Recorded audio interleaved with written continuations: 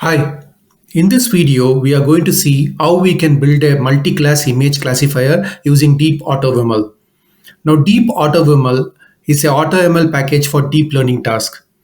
It supports a model on structured data. You can build an NLP model on text data, or you can build a computer vision model on your image data set. So it supports all formats of data. And the image data was added pretty recently to the new version of DeepAutoML. If you want to know more about AutoViML, you can visit the GitHub page. It's AutoViML/DeepAutoViML, and you can find out all the details over there. I also have a detailed video recording from the creator of DeepAutoViML. I will put it in the video description link, or you can click the link on the top and watch it. But this video is, you can watch it by itself. It's not required for you to watch that video and come over here. So we will see how we can build a image classifier, and also how we can deploy an image classifier, because the AutoML model will give you a model, but how you can take it and productionize it, we will see that as well. So let's get started. So to install DeepAutoViML, I'm just calling pip install DeepAutoViML, and you give upgrade because the package is constantly updating. To get a latest version, you can just give upgrade, but pip install DeepAutoViML is the command. I've already run it. What I'm doing is I'm importing some packages. I'm importing TensorFlow. I am importing just an IPython command so that I can display image inline. Matplotlib for visualization. The TensorFlow hub is not required because DeepAutoViML internally uses TensorFlow hub as well. You can configure the model, but I have just imported it. Then NumPy and DeepAutoViML is what I'm importing to run the AutoML package. So I'm just doing from DeepAutoViML, import DeepAutoViML as DeepAuto. So these are the packages I'm importing. Now DeepAutoViML is built on top of TensorFlow 2.4.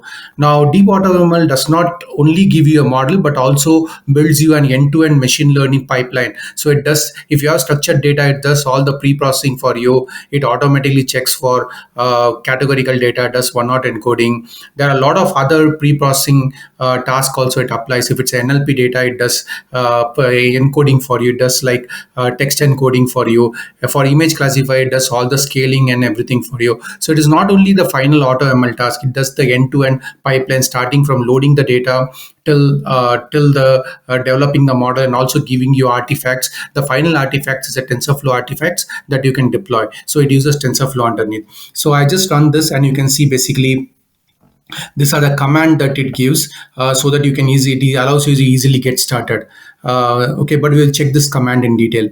I'm just making sure I have a GPU in this terminal, so that the model runs faster. Yes, I have a GPU. You can run without GPU also, but if you have GPU, it'll run faster. I am going to download the rock, paper, scissors dataset from this particular website. It's already available. What I've done is I already downloaded, because the download takes 3 to 4 minutes. I have already downloaded. You can check this, but this is the website link where this dataset is available. You can also go into Kaggle, and then you can find this dataset and you can use it. There are multiple websites this dataset is available, so you can use it from any place. So once I download dataset, I'm going to unzip the dataset.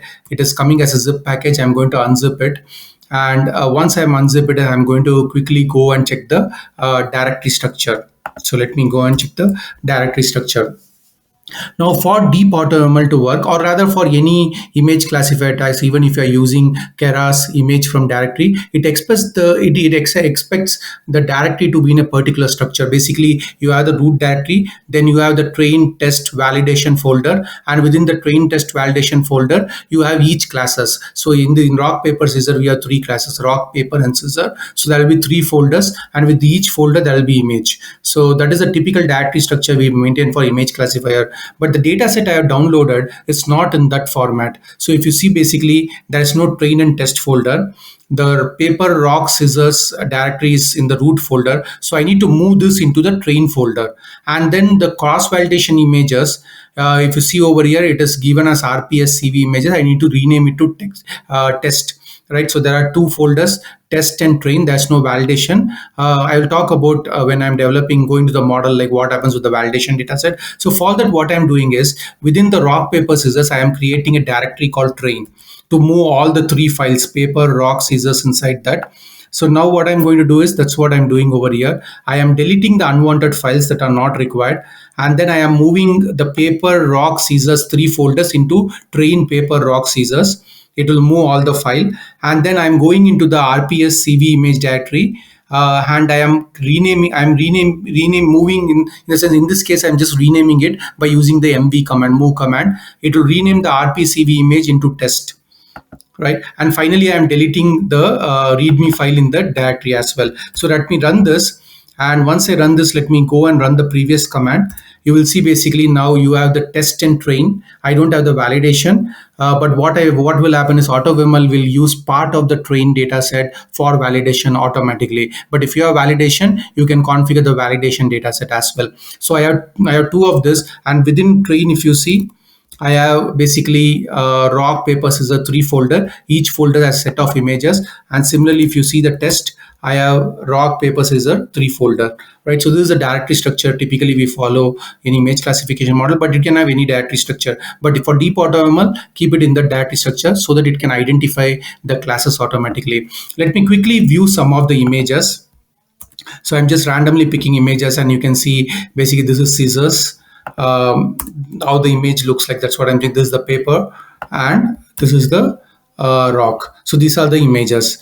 Now let's start with the modeling part. Now I have the image. Let me start with the modeling part. So what I'm doing, I'm configuring some of the parameters. First is I'm telling the image directory, which is nothing but my rock, paper, scissors directory. I'm giving the image height, width, and channels. Now this image height, width, and channels, this is the default one. By default, AutoViML expects you to have this image height, width, because it uses MobileNet pre-trained model internally.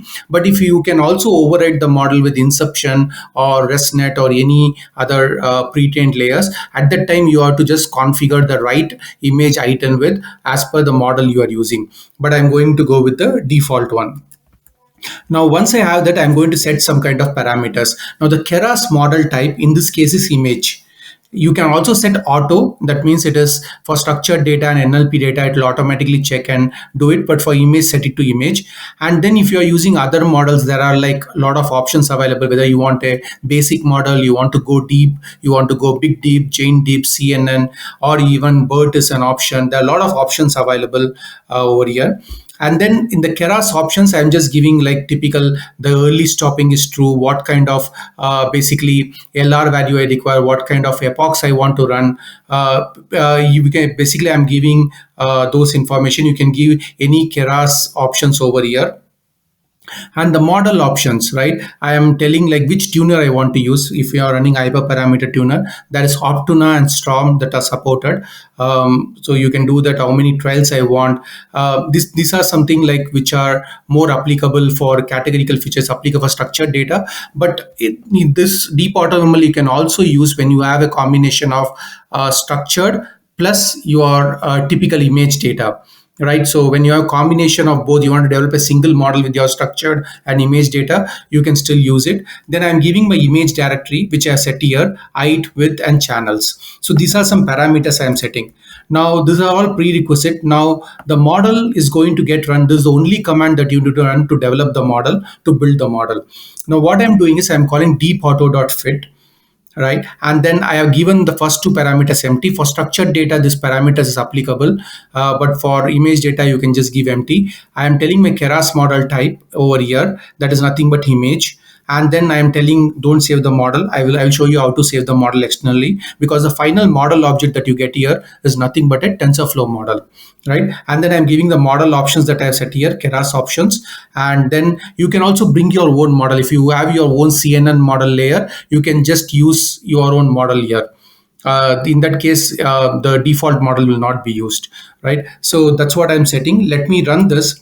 Once I run this, it's going to check whether the GPU is available. It's going to check each and every folder, the images. Now, if you see over here, it is written no validation folder found under given image directory. So since no validation found is found, it is going to split the train data into train and validation. Number of classes is 3.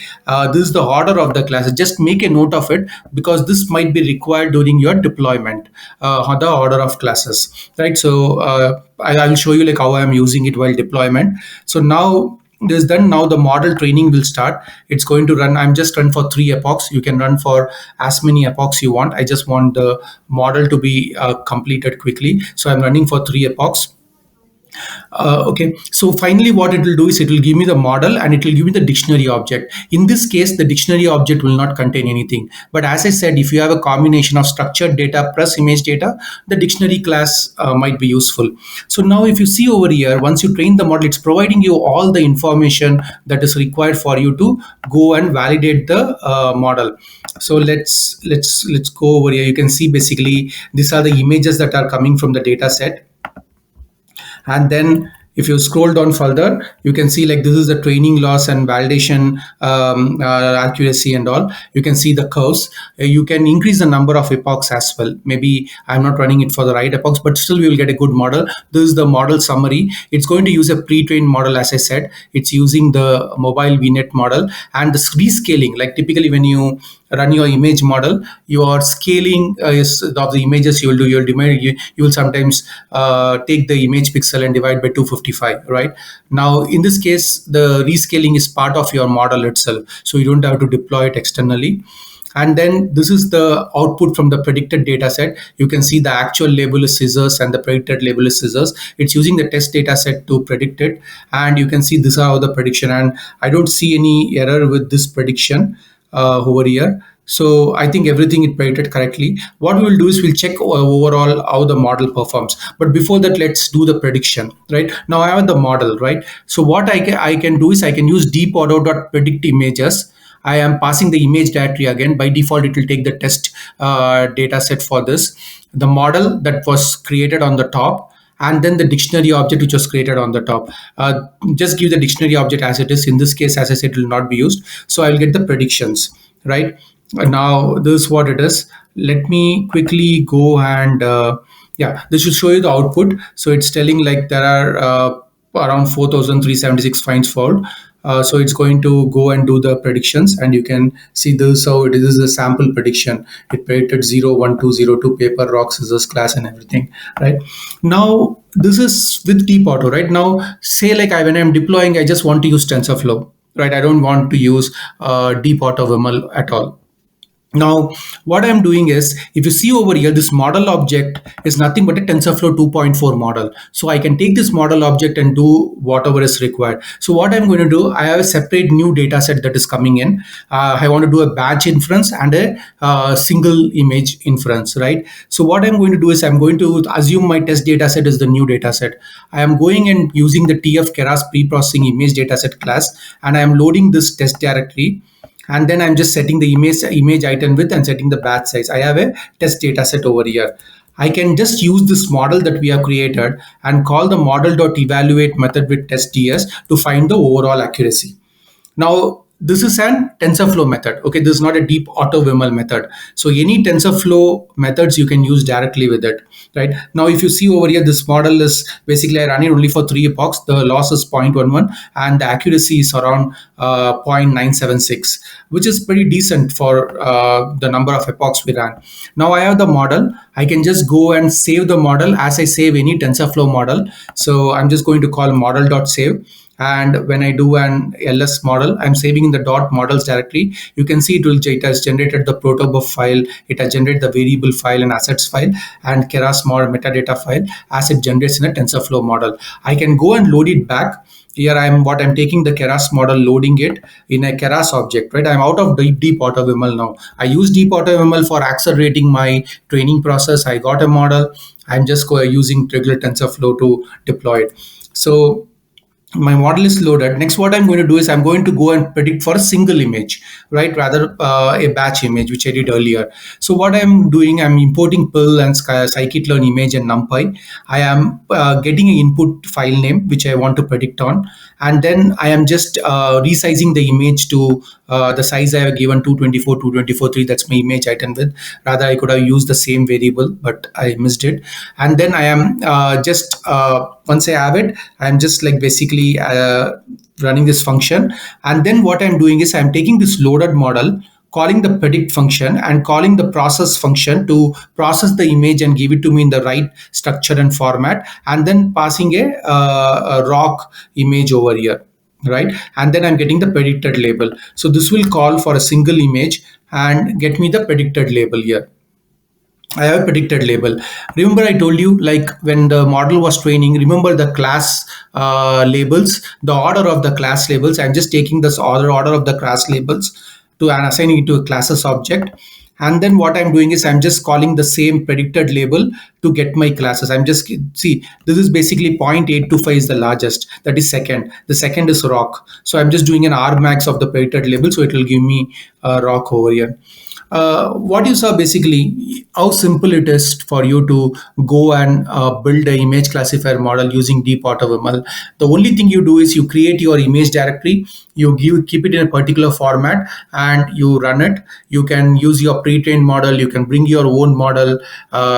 Final object is a TensorFlow object. I can take it and I can deploy it as I want, or I can use it for inference as I want. So that's about it. Try out Deep AutoViML image classifier and see for your task. It is pretty amazing. I have multiple tasks I have tried with, and the pre-trained models and the TensorFlow integration is also amazing. Thank you very much.